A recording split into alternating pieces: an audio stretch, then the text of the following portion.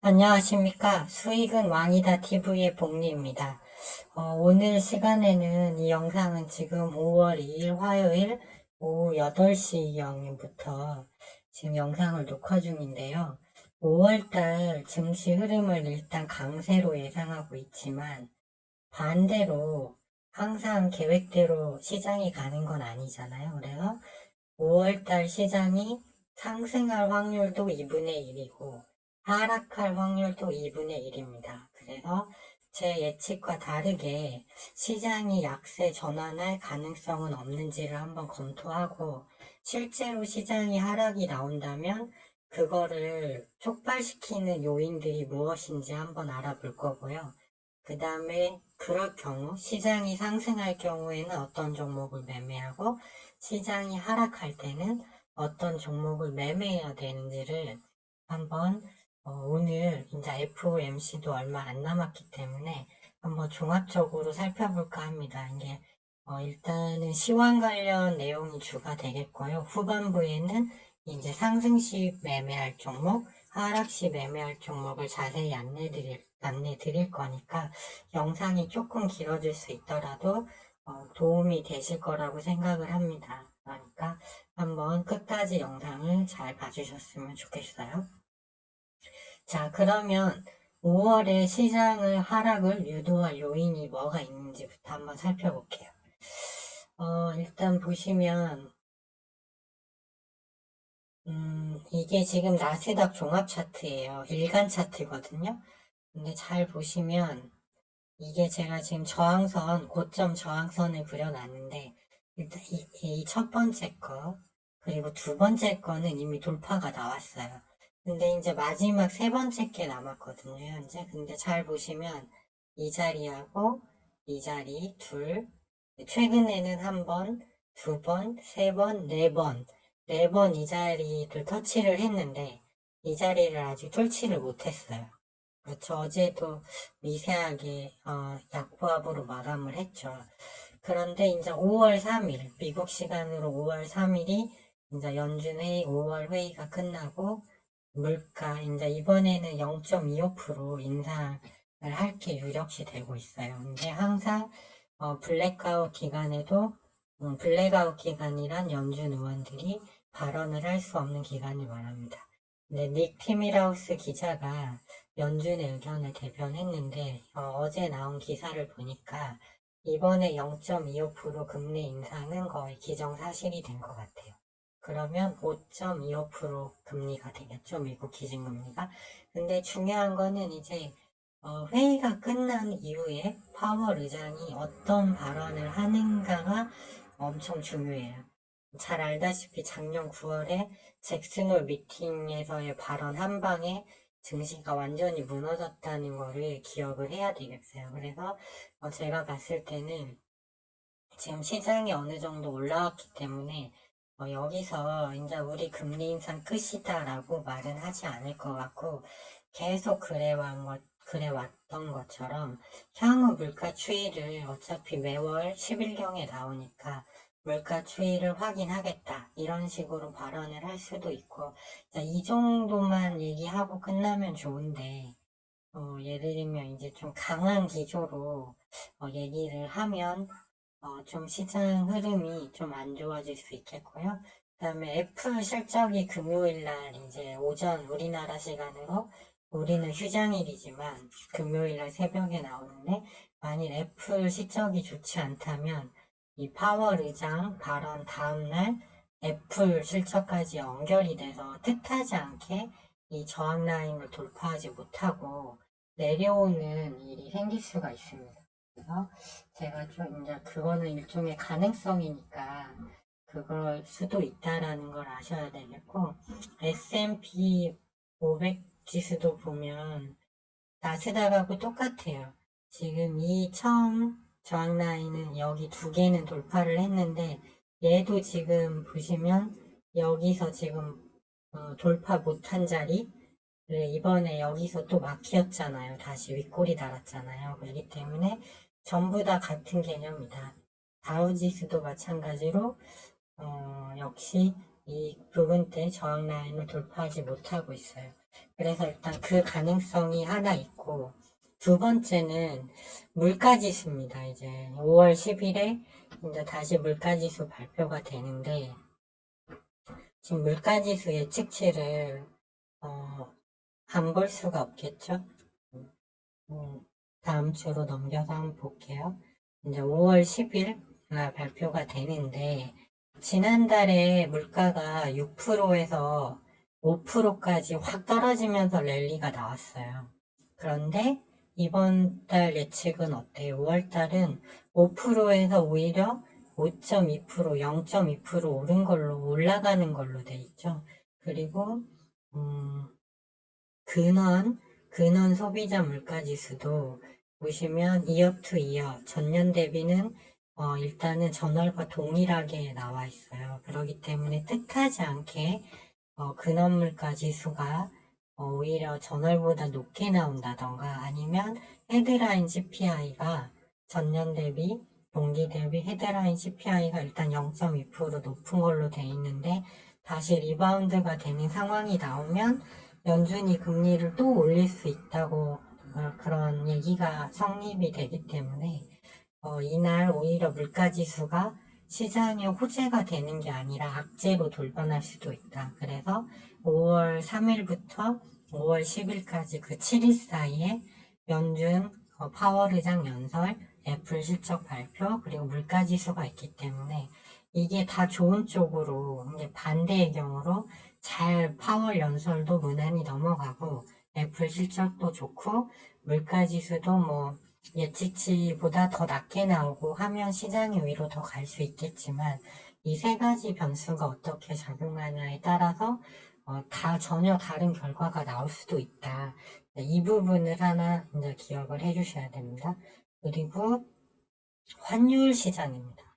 지금 달러가 많이 내려와서 일봉인데 거의 지금 바닥권이죠. 작년에 115까지 갔다가 한번 반등 나오고 밀리는 흐름이라 큰 문제는 없어요. 지금 달러가 지금 아직은 강세 전환이 되지 않고 있는데 이게 만일 쌍바닥일 경우 쌍바닥을 치고 단기적으로 다시 105까지 상승하는 흐름이 나올 가능성이 좀 있어요. 왜 그러냐면 미국 달러 지수는 그 유로화 영향이 많거든요. 근데 잘 보시면 유로화를 잘 보시면 이 저항 라인은 돌파해서 강세 전환했죠. 그러니까 달러가 내려온 거죠. 근데 유로화도 여기가 저항점이에요. 그래서 만일 유로화가 여기서 예를 들면 지금 러시아나 우크라이나가 서로 그 춘계 대공세 뭐 이런 얘기 나오고 있잖아요. 그래서 그리고 독일 닥스 지수는 연중 최고가인데 아직 유럽의 물가는 굉장히 높은 수준이거든요. 이번 겨울이 따뜻해서 잘 넘어간 거지. 많이 추웠으면 에너지 때문에 굉장히 고전을 면치 못했을 거예요. 그렇기 때문에 여기서 유로화가 다시 떨어지면서 약세 전환해서 달러를 끌어올릴 가능성이 전혀 없지는 않다. 그리고 원달러 환율을 보면 작년에 1442원을 찍고 쭉 하향하던 환율이 지금 이 저항 라인을 뚫고 올라와 있어요. 그래서 여기서 이제 어떤 변수에 의해서 위로 더 치고 가면 1360원을 돌파하는 이거는 일단 환율이 봤을 때 우상향하는 추세거든요.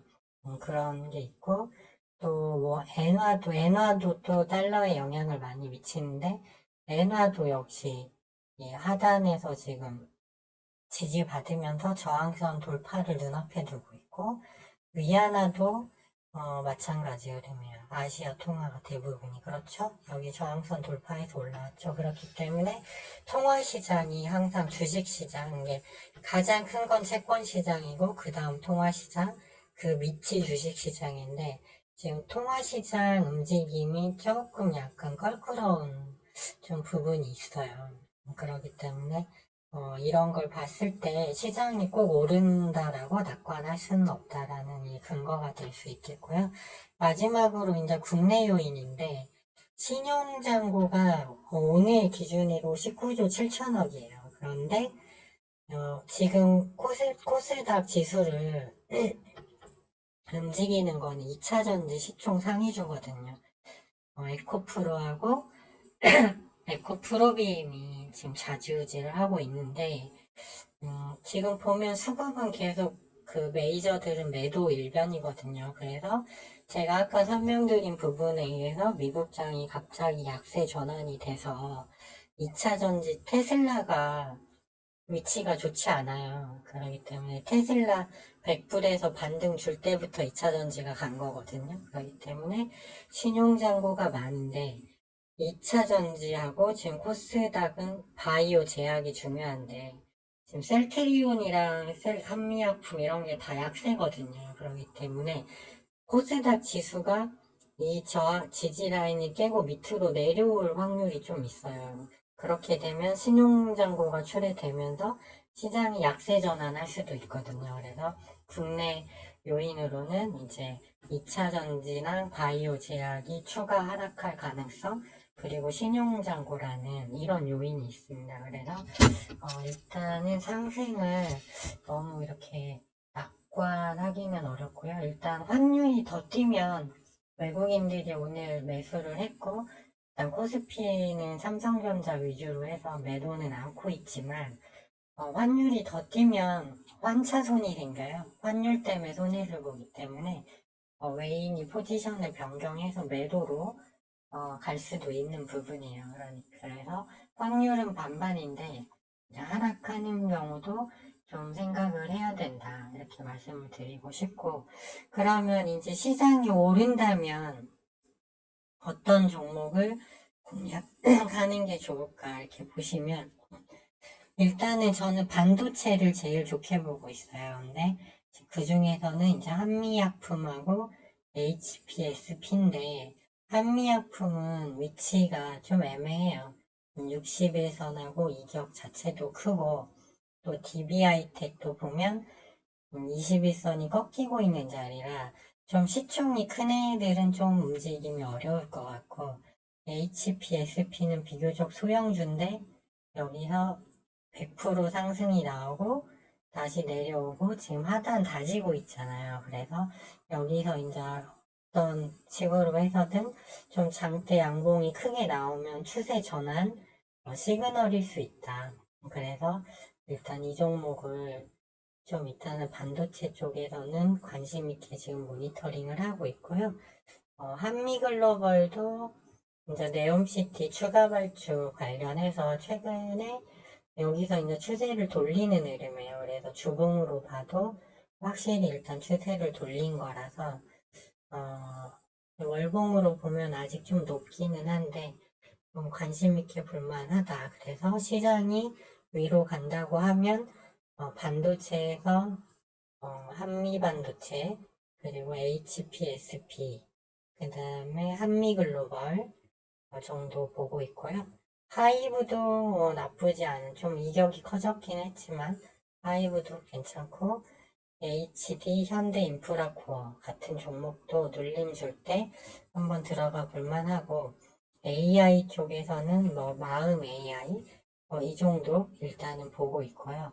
만일 반대로 시장이 꺾인다면 그때는 이제 인버스적인 시장과 반대로 가는 종목이 가야 되는데, 최근 설탕 가격이 많이 오르고 있죠. 그래서 대한제당 아직 추세 안 깨졌거든요. 그 다음에 이제 사료주는 좀 별로고, 일단은 대한제당하고 미래생명자원 정도는 관심 있게 볼만하고요.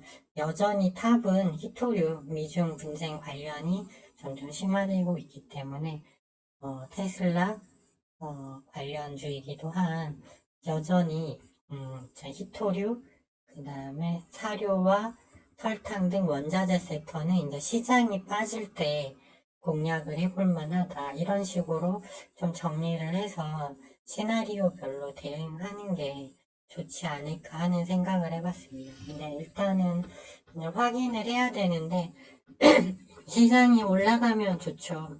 그러면 이 초록색으로 표시된 종목들 매매하면 되고, 시장이 빠진다? 그러면 일단 이제 인버스적인 성격을 가진 종목들을 매매하자. 이 정도로 정리가 될 수 있을 것 같습니다. 예, 이제 유니온은 보여주니까 한 번 더 말씀드리면 15분봉을 보면 아직 돌리지를 못했거든요. 근데 일단 내일도 히토류 쪽이 페그라이트 테슬라 쪽이 간다고 하면 유니온 머티리얼즈는 일봉상 많이 올라서 이미 이격이 좀 커졌어요. 30분봉하고. 그래서 여기서 이제 더 치고 가기는 좀 어렵고, 이격도 조정을 잘 끝낸 하단에서 올라가기 좋은 유니온이 좀 이제 힘을 받을 확률이 좀 많다고 일단 보고 있고요. 대한제당도 30분봉이 밑에서 양호하게 움직이고 있어서 좀 흐름 자체가 이격도도 크지 않고 해서 그리 나쁘진 않은 것 같습니다. 그래서 일단 계획은 시장이 빠져도 히토류 쪽은 갈 수 있기 때문에 일단 이번 주 수목은 유니온으로 대응을 하고 그다음에 이제 상황에 따라서는 이제 대한제당 정도를 저점에서 미리 잡아놓고 기다리는 시장이 하락한다고 봤을 때 그런 매매 정도는 가능할 것 같습니다. 이 영상은 내일 오전 8시에 올려드릴 영상을 대체하는 영상이 되겠고요. 좋아요와 알림 신청, 구독 신청은 영상 제작에 큰 힘이 됩니다. 그러면 내일 오후 4시에 다시 시황과 함께 찾아뵙도록 하겠습니다. 모두 좋은 저녁 시간 보내시기 바랍니다.